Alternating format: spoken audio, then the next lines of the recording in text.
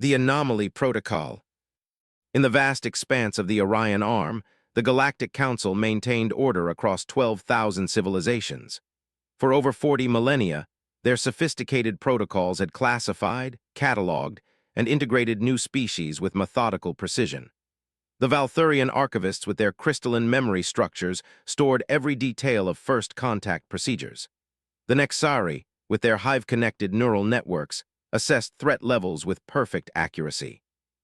The Quarren empaths mapped cultural resonance patterns across species barriers. Nothing had ever disrupted their perfectly ordered system. Until they met humans. High Commander Nerissa of the Valthurian Exploration Division still remembered the first contact. Human vessels had appeared at the edge of the Perseus transit zone, their primitive fusion drives leaving distinct radiation signatures against the void. The ships were bulky, asymmetrical constructions with obvious weaponry, rail guns, particle beams, and rudimentary energy shielding. "Begin standard classification protocols," Nerissa had ordered, her crystalline exoskeleton glinting under the command center lights. This was routine. The Council had conducted first contact with hundreds of emerging spacefaring civilizations. Senior Technician Orlov initiated the deep scan of the lead human vessel, identified in their language as UES Harbinger. The quantum resonance scanners deployed, penetrating the hull to map internal systems, power sources, weapon capabilities, and biological signatures. That's when everything went wrong. The scan, which should have taken 40 seconds, stopped after 15. The quantum readers fluctuated wildly, displaying impossible readings. Energy signatures appeared and disappeared. What registered as a fusion reactor one moment showed as something entirely different the next, something that defied the Council's extensive physics databases. "Recalibrate and repeat the scan," Nerissa ordered, irritation sending cracks across her crystalline brow. Orlov complied, increasing power to the scanners. 3 seconds in, the scanning array emitted a high-pitched whine. 5 seconds later, it exploded, killing Orlov instantly and injuring 6 other technicians. But that wasn't the worst of it. The surviving technicians began screaming, clawing at their sensory nodes. "The whispers," they shrieked. "They're in my mind, they know we looked." Within hours, all 9 technicians who had monitored the scan had descended into madness. They babbled about entities that existed between dimensions, about awareness that defied comprehension, about being watched by something ancient that wore human technology like a disguise. Meanwhile, the human vessels had done nothing.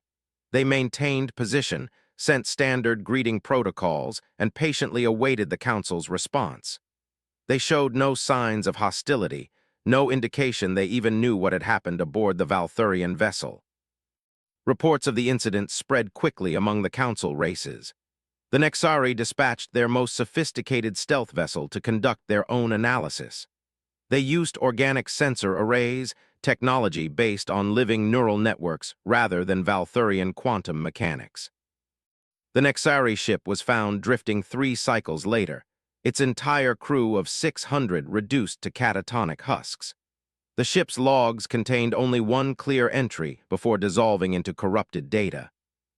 "It sees us through the scan. The vessel is not what contains it. It is what contains the vessel." The Quarren, renowned for their caution, refused to directly scan the human ships. Instead, they observed from a distance, using their empathic abilities to sense emotional patterns. The 3 Quarren observers simultaneously suffered what their species called soul fracture, a complete empathic overload. Before their consciousness faded, one managed to transmit a final message. "They are not alone in those ships. They have made pacts with others." The Galactic Council, for the first time in its long history, implemented the Anomaly Protocol. All Council vessels were expressly forbidden from scanning, probing, or deeply analyzing human warships. First contact procedures continued through conventional communication channels, but the inner workings of human vessels became strictly forbidden knowledge. Humanity, oblivious to the terror they had inspired, joined the Galactic Council within a decade. Their representatives were puzzled by certain restrictions. particularly the strong aversion other species showed toward their military vessels, but adapted to their new interstellar diplomatic role readily enough. During the signing of the Council Treaty, High Commander Nerissa, now bearing the crystal grafts that replaced parts of her shattered exoskeleton, noted how the human ambassador smiled when signing the non-interference clause regarding military technology. "We have our secrets," the human said casually, "as I'm sure you have yours." As the ambassador's pen lifted from the document, Nerissa could have sworn she saw something move within the human's shadow, something that didn't match the ambassador's movements at all. In the decades that followed, humanity expanded through council space, establishing colonies and trade routes. Their military vessels patrolled human sectors, occasionally participating in joint exercises with other council forces, always under strict protocols that ensured no scanning technologies were deployed against them. Rumors persisted.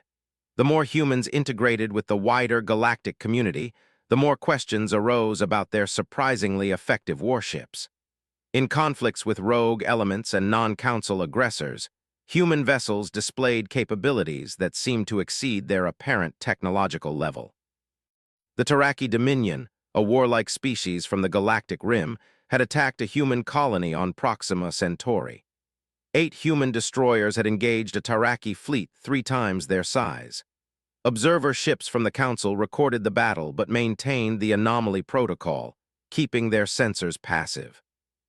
What they witnessed defied explanation. The human ships moved with uncanny precision, sometimes appearing to react to Taraki maneuvers before they occurred. When struck by Taraki weapons, the human vessels briefly shimmered with energy that matched no known shield configuration. Most disturbing were the reports from the surviving Taraki.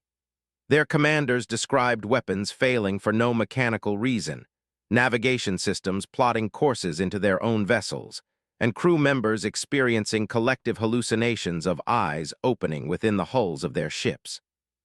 The Valthurian Science Directorate established a classified division to study human technology through indirect means. They analyzed debris, intercepted communications, and observed performance metrics during sanctioned exercises. Their findings were inconsistent and troubling. Admiral Jorvan of the Nexari Defense Force found himself obsessed with the mystery. Despite the warnings, despite the anomaly protocol, he couldn't accept leaving such a potential threat uninvestigated. "You weren't there when we found the stealth vessel," his superior, Admiral Thex, warned him. "You didn't see what was left of those crews. Whatever humans have tapped into, it's beyond our comprehension." "Nothing is beyond comprehension," Jorvan insisted. "They're barely a Tier 2 civilization. They've only had faster-than-light travel for 3 centuries. Whatever they've discovered, it must be accidental." "That makes it more dangerous, not less," Thex replied. "They don't understand what they've done, what they've invited aboard their ships." Jorvan spent years collecting fragments of information. He interviewed engineers who had worked alongside humans, studied battle footage from conflicts with pirates and raiders, and analyzed energy readings taken during joint exercises, always careful to stay within the constraints of the anomaly protocol. The pattern that emerged was disturbing. Human warships seemed to defy certain physical laws, but only in specific circumstances. During combat, their energy signatures fluctuated wildly. Sometimes their weapons caused more damage than their output should allow. Sometimes their hulls absorbed impacts that should have vaporized them. And there were the reports from those who served alongside humans, whispers of crew members talking to their ships, engineers who claimed they heard suggestions while working on certain systems, navigators who dreamed coordinates that proved tactically perfect. Jorvan presented his findings to a closed session of the Nexari High Command. "I believe humans have accidentally tapped into a dimension that intersects with ours," he explained. "Their ships aren't just machines, they're doorways." "Doorways to what?" asked Fleet Commander Vrax. "To something ancient," Jorvan replied. "Something that exists between the spaces we understand, something that has found a symbiosis with human technology." "Are these entities hostile?" another commander asked. Not exactly, Jorvan said. They appear to be protective of their human hosts. In exchange for residents, perhaps they enhance the capabilities of human vessels. And the humans themselves. That's the most disturbing part, Jorvan said. They don't seem to fully understand what they've done. Their engineers implement designs that feel right. Their captains talk about ships with personalities or lucky ships. They've stumbled into a communion with entities beyond our comprehension, and they treat it as superstition or coincidence. The Galactic Council formalized the Anomaly Protocol into permanent law. All species were warned. Never scan a human warship, never attempt to reverse engineer their technology, never ask too deeply about what powers their vessels. Humanity continued to integrate with galactic society, seemingly unaware of the fear that surrounded their military technology. And in the darkness between stars, their warships moved with their hidden passengers, watched by alien civilizations that knew better than to look too closely at what humanity had unwittingly invited aboard their vessels. But not everyone heeded the warnings of the Anomaly Protocol. Far from council oversight, in a research facility orbiting a nameless brown dwarf, one determined researcher was preparing to unveil the truth, regardless of the consequences. Dr. Xerox, once the most celebrated xenotechnologist of the Valthurian Science Directorate, had been officially censured for his unauthorized research into human technology. Now, working outside council jurisdiction, he was about to make a discovery that would change everything. The salvaged component from the UES Defiant sat in his containment field, unremarkable except for the faint tracery of circuitry etched into its surface. What secrets did it hold? What whispers from beyond would it reveal? As his scanners activated, the lights in his laboratory began to flicker the truth beneath the hull. Dr. Xerox's laboratory hung in the shadow of a nameless brown dwarf, far from the watchful sensors of the Galactic Council. Once revered as the most brilliant xenotechnologist among the Valthurians, Xerox now operated on the fringes of authorized research. His crystalline exoskeleton, once adorned with the prestigious markings of the Science Directorate, now bore the dull gray of censure. But censure had not diminished his curiosity. The salvaged component from the UES Defiant rotated slowly in the containment field before him. It was unremarkable, a simple navigational relay node no larger than his hand. Yet when the preliminary scans began, the laboratory lights flickered ominously. "Continue the scan," Xerox ordered, ignoring the warning glances from his assistant, Travik. "Increase resolution to quantum level." "Director," Travik protested, his membranous wings fluttering with anxiety, "the Anomaly Protocol expressly forbids." "The Anomaly Protocol is fear masquerading as policy," Xerox snapped. "I will not allow our civilization to cower from knowledge." The holographic display expanded, showing the atomic structure of the component. At first, nothing seemed unusual: standard alloys, conventional circuitry patterns. But as they watched, the atoms began to move, rearranging themselves into patterns that pulsed with unsettling rhythm. "It's responding to our observation," Travik whispered, "but there's no power source." "There is power," Xerox corrected, his voice hushed with wonder. "Just not from any source we understand." He made a decision that would change everything. "Initiate full spectrum analysis.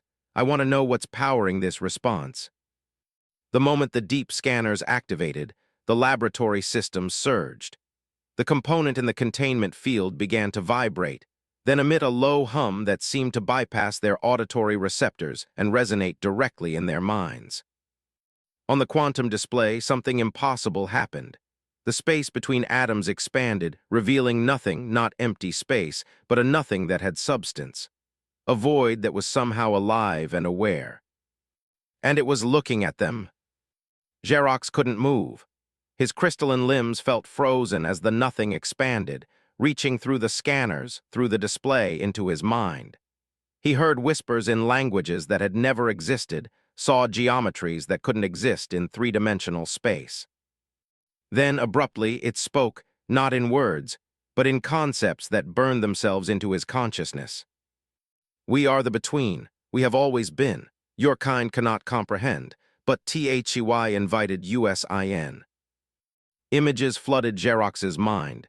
Humans, centuries ago, their first FTL experiments. A catastrophic drive failure that should have vaporized the test vessel. But instead, a tear not in space but in the membrane between realities. And through that tear, something noticed them. Something ancient, something curious. The humans, desperate and resourceful, had inadvertently created a connection. Their primitive technology, their electrical systems, their very thought patterns, all created resonance points that beings from the space between dimensions could inhabit. A symbiosis formed, unintended but powerful. They do not fully understand. They feel our presence. They call US intuition, luck, guardian ANGLS, we protect, we enhance, we experience. Xerox saw human engineers designing systems that shouldn't work, guided by whispers they attributed to inspiration. He saw battles where human ships performed impossible maneuvers, shielded by entities that existed partially in another reality. He saw the entities feeding on the emotional energies of their human hosts, not parasitically, but symbiotically. Some begin to suspect, some speak to US directly, but most remain unaware of the true nature of our bond. The connection broke suddenly. Xerox collapsed, his crystalline form cracking with strain. Travik rushed to his side, medical scanners already assessing the damage. "Director, what happened? What did you see?" Xerox's voice was weak, fractures spreading across his vocal apparatus. We were wrong about everything. The humans haven't built superweapons, they've built vessels, not just for themselves, but for others. 7 light-years away, aboard the UES Intrepid, Captain Eldon Reed snapped awake in his quarters, heart pounding. The dream had been vivid, alien creatures scanning a component from a ship like his, breaching protocols, seeing things they weren't meant to see. He could still hear the whispers. Reed had served in the Earth Fleet for 22 years. Like many veteran captains, he had come to trust the personality of his ship. The Intrepid was reliable, responsive, sometimes eerily so. Engineers joked about ships having good or bad days. Navigators talked about lucky ships that always found the safest route through dangerous territories. But Reed had begun to suspect there was more to it than superstition. Sometimes, alone on the bridge during Gamma shift, he would speak aloud to the empty room, and the whispers would answer, not through the comm systems, but directly in his mind. "What are you?" he had asked once. "Friends," came the reply, a concept rather than a word.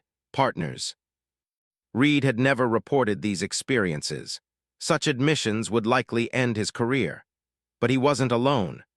Other captains had hinted at similar phenomena during their private conversations, always carefully, always with plausible deniability. Now, as he sat up in his bunk, the whispers came again, urgent and concerned. "They know, they have seen. Danger APPROACHES." Reed didn't question the warning. He had learned to trust these impressions. He reached for his communicator. "Bridge, this is the captain. Bring us to alert status, and send a priority message to Fleet Command. Subject, anomaly protocol breach." Within 24 hours, the Galactic Council convened an emergency session. The chamber was tense, with representatives from all major species present. High Commander Nerissa led the Valthurian delegation. Admiral Jorvan represented the Nexari. The Quarren sent 3 empaths, their translucent forms shimmering with anxiety. Captain Reed entered the chamber alone, his gray fleet uniform stark against the exotic appearance of the alien representatives. Despite being the only human present, he showed no sign of intimidation. "Captain Reed," Nerissa began, her crystalline voice sharp with accusation, "your government has been summoned to explain a disturbing development. A rogue researcher has discovered the truth about your warships, a truth you have concealed from the Council since first contact." Reed's expression remained neutral. "What truth would that be, High Commander?" "That your vessels are inhabited by interdimensional entities," Jorvan interjected. "Beings that exist outside normal spacetime, enhancing your ship's capabilities beyond your actual technology level." Reed was silent for a long moment, weighing his options. The whispers in his mind had gone quiet, as if waiting for his decision. Finally, he spoke. What you call interdimensional entities, we call the drift. And yes, they exist in symbiosis with our ships, though until recently this relationship was not fully understood even by us. A murmur ran through the chamber. Admiral Jorvan leaned forward. You admit this freely. We have nothing to hide, Reed replied. Though I'm curious how you became aware of the drift, given the constraints of the anomaly protocol. Nerissa's crystalline form crackled with tension. Dr. Xerox conducted unauthorized research. He has been disciplined. Is he alive? Reed asked sharply. He lives, Nerissa confirmed reluctantly, though his mind may never fully recover from direct contact with these beings. Reed nodded grimly. The drift can be overwhelming to unprepared consciousness. Our first contacts were similarly traumatic. That's why we developed the communion protocols, carefully controlled interfaces that allow safe communication. You speak as if these entities are benevolent, a Quarren representative said, their translucent form rippling. Yet they have caused madness and death among our people. The drift doesn't understand your biology, Reed explained. They evolved to interface with human neural patterns. Direct contact with your species can be problematic. That's why we agreed to the anomaly protocol, not to hide the truth, but to protect your people from harm. A convenient explanation, Jorvan said skeptically. But it doesn't address the military advantage these entities provide. Your ships perform beyond their technological level. In conflicts with the Taraki, you displayed capabilities that violated known physics. Reed smiled thinly. The drift enhance our capabilities, yes. They exist partially outside normal space-time, allowing them to perceive possibilities we cannot.